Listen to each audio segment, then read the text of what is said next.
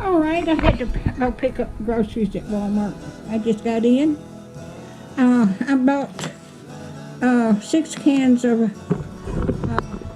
biscuits.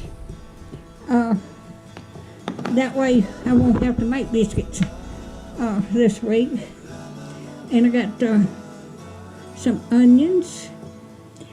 And I needed some more ground beef. That's ground chuck. Needed some more bacon. Needed some more sour cream. This time I got a big one. Okay, my grandson wanted this one here and that one. Candy. And I got a Hershey candy bar piece. And I needed some more mushroom soup. Cream of mushroom soup. I use that a lot. And I'm going to make some baked beans for supper. So I got 2 cans of pork and beans. I got another 5 pounds of red potatoes.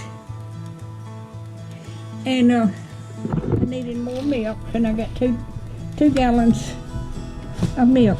And that don't even have a thing on it. I guess it came off. But if you like my videos, just like, share, and subscribe, and hit that little bell when you want to be notified when I got another video coming out. And thank y'all so much for watching. Y'all have a wonderful weekend. Thank you so much.